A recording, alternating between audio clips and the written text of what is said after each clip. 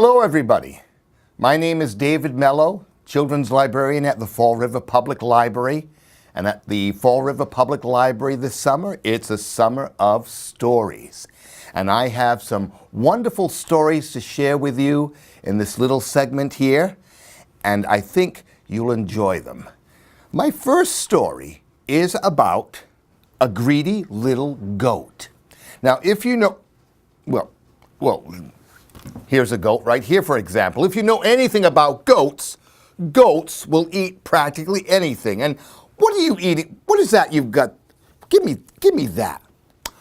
He's eating a sweater. Look at that. He's eating a sweater.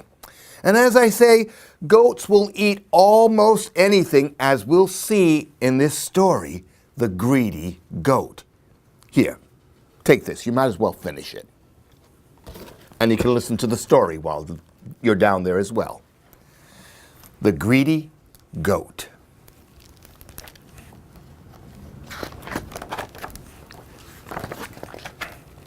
One Saturday morning, Goat decided that she was tired of eating herbs and grass. She wanted to try something new. First, she tried the dog's food for breakfast. It was delicious,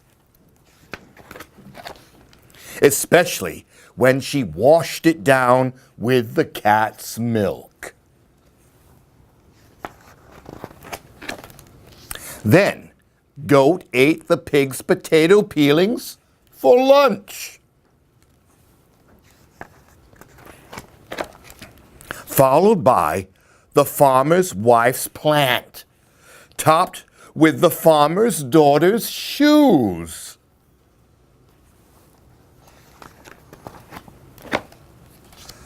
That evening, she thought the farmer's underpants looked like a tasty supper. Oh dear.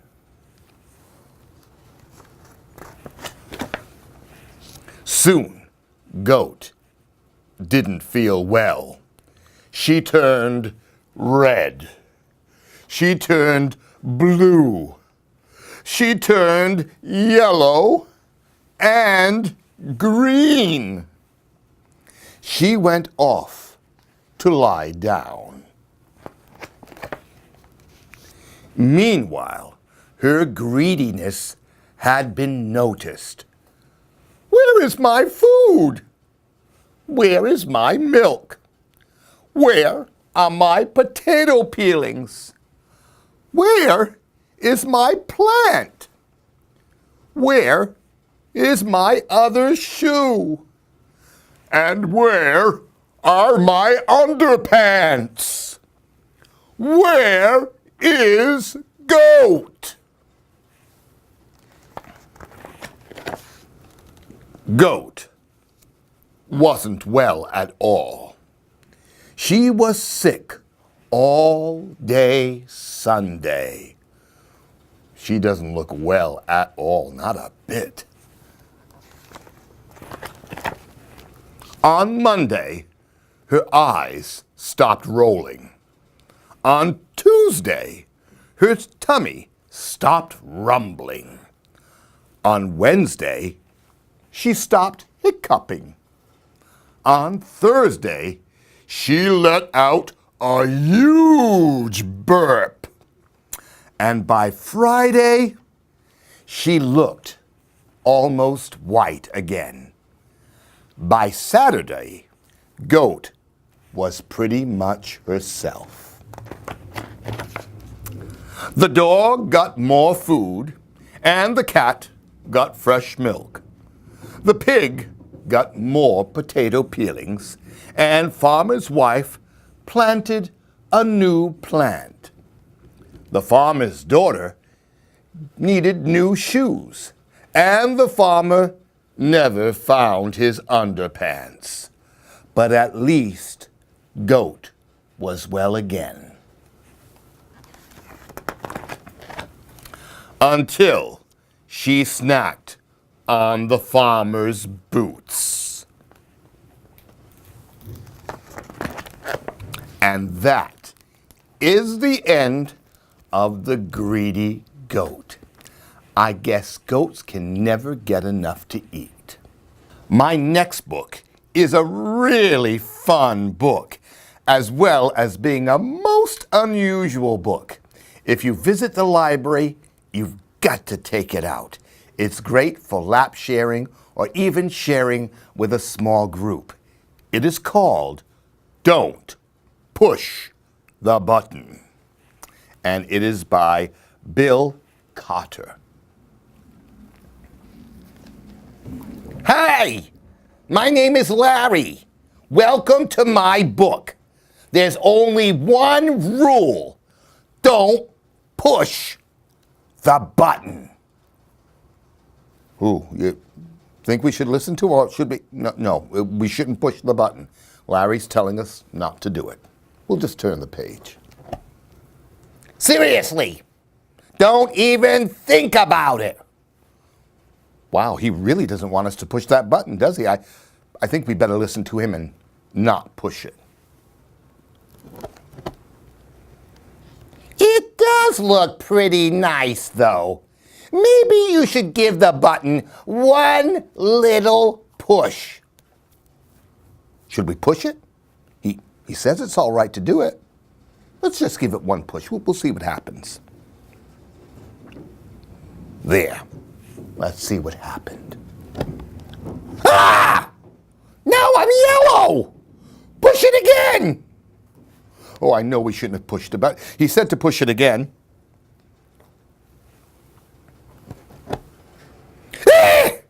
Now I'm yellow, and I got polka dots. Push it twice. Oh, I know I should never have pushed the button, but we'll push it twice.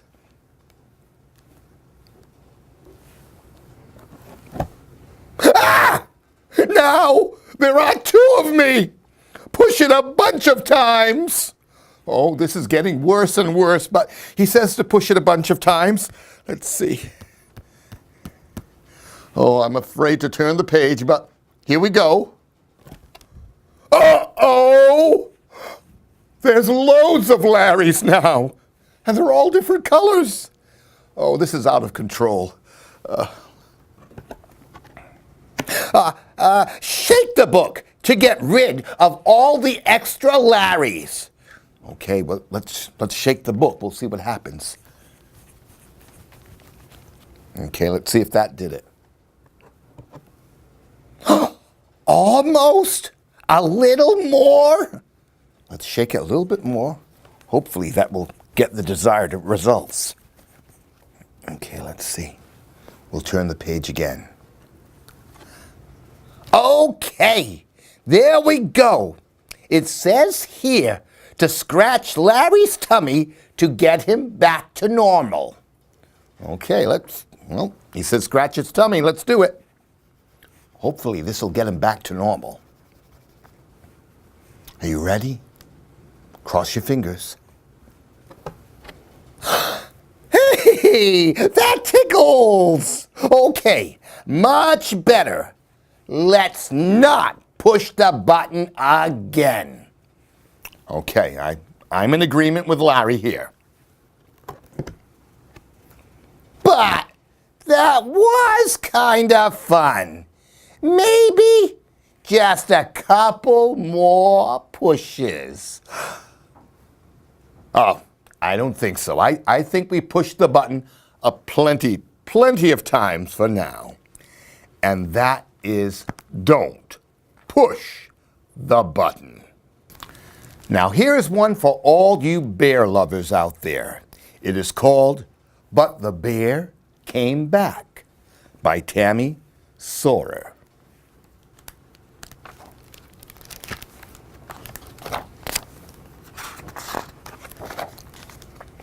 One ordinary day, a bear knocked at my door. I politely informed him that bears do not belong in houses. Then I said, "Go home, bear." And that was that. But the bear came back. This time, he brought a friend. I said, "Go home, bear, and take that flamingo with you." And that was that. But the bear came back. I pretended no one was home. There's a little sign. It says, "No one is home." Really? Especially if you're a bear. Apparently, bears cannot read. He came down the chimney. I said, "Go home, bear." And that was that. But the bear came back again. And again. And again. Things got a little ridiculous. How would you like a bear in your bathtub? I said, "Go home, bear!" And the bear didn't come back.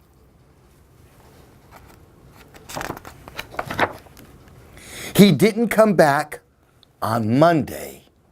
Yes. Or Tuesday. Bearless. Or Wednesday. Bear? Bear, are you there? He didn't come back on Thursday. Or Friday. Or Sunday.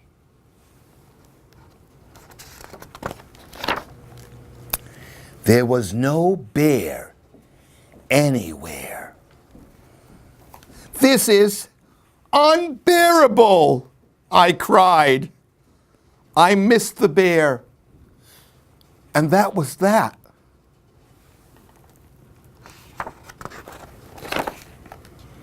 I organized a search party. Wow, look at that. He's really serious about finding this bear. I tacked up posters. I set out a bowl of berries.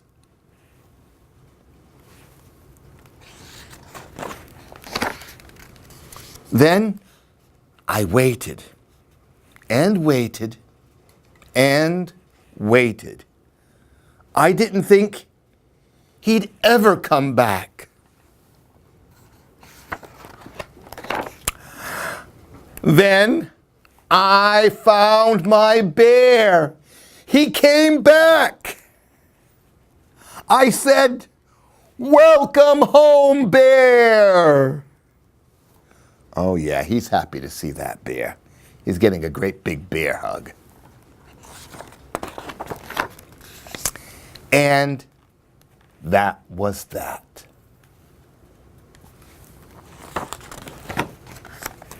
And that is, but the bear came back. I think he's glad the bear came back, don't you? If you visit the library this summer, you'll find that we're filled with all sorts of exciting books. Books for every type of taste and every type of interest. Take, for example, this most unusual book. It's got something in it for everyone. It's got princesses, it's got race cars, it's got storybook characters, and it's got a thrilling finish. And this story is called The Princess and the Pit Stop by Tom Engelberger and Dan Santat.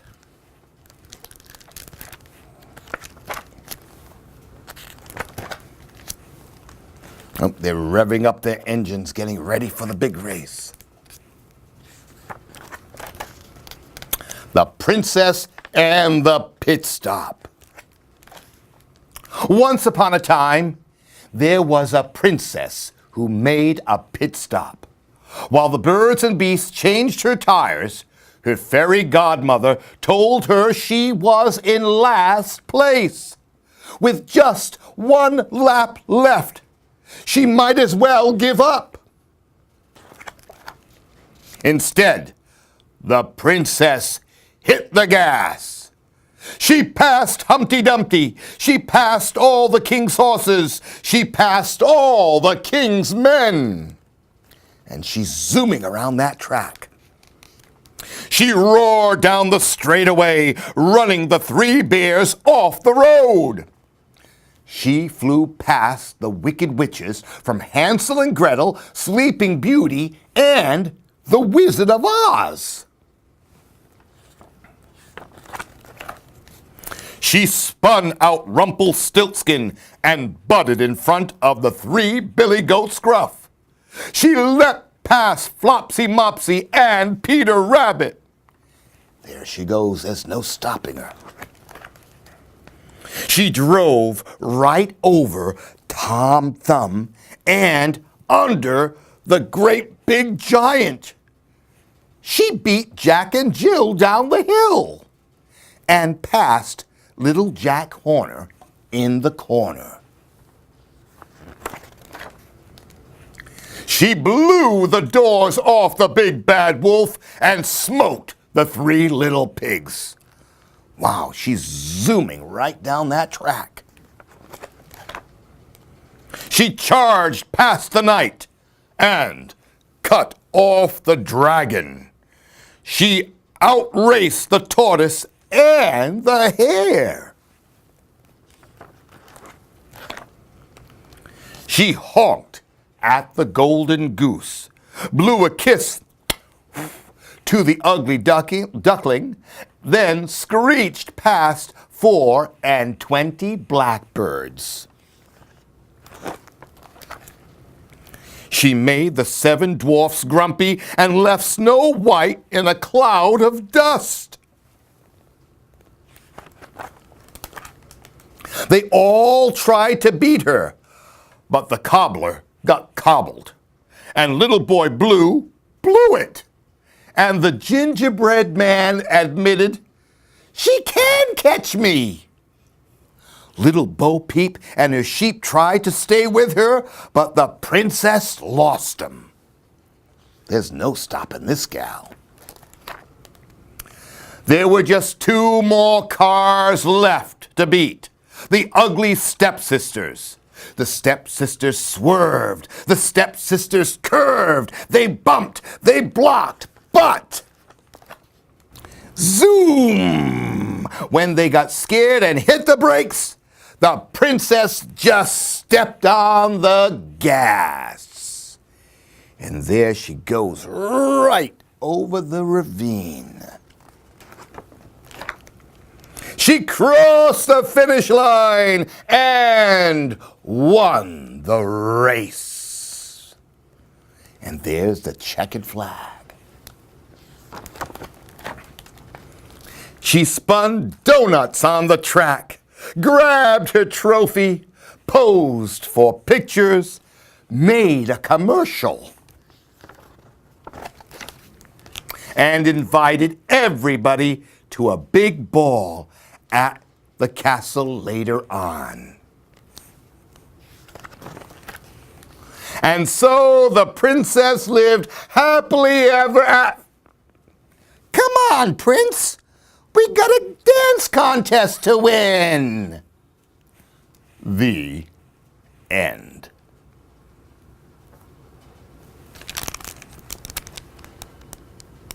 And I hope you enjoyed these stories. I think we have one last story to read. Jelly Bean. Oh, there's Jelly Bean. Hi, Jelly Bean. Thank you very, very much. We're going to read your story right now. Is that okay? Wonderful. We'll see you later. That was Jelly Bean. And Jelly Bean, if you notice, is a giraffe. And this story is called The Jelly Bean Tree.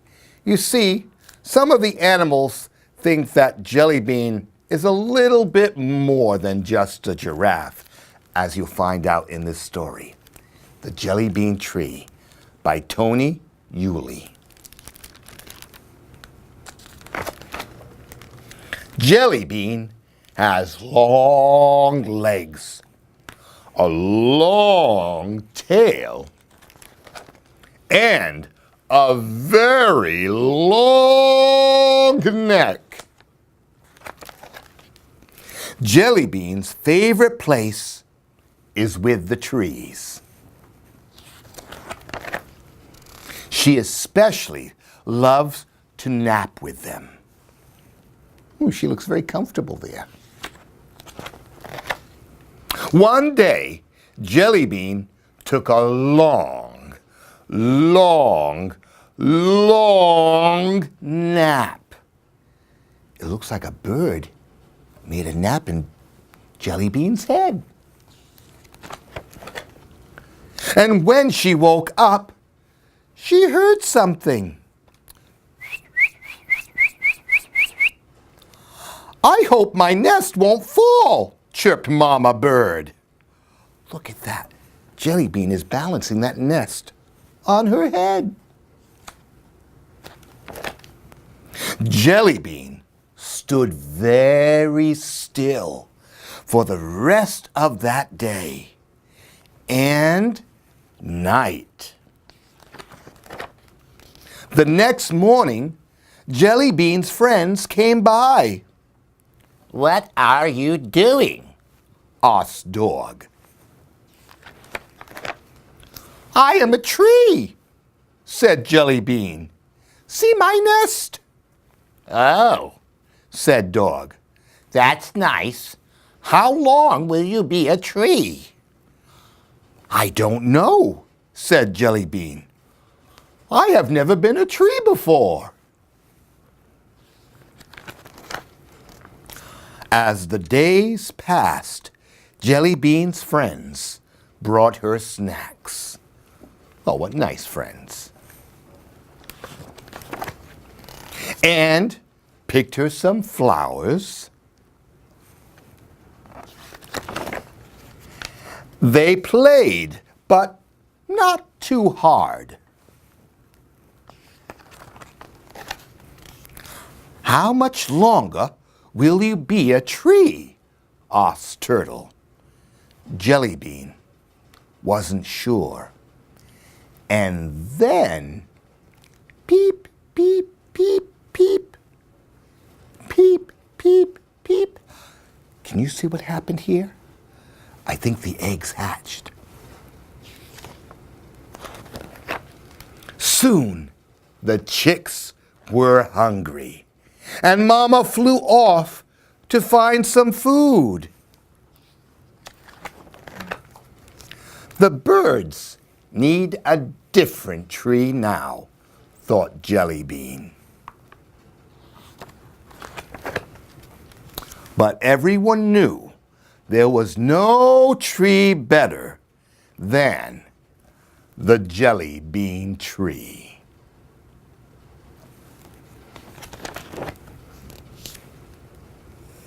And that's the Jelly Bean tree.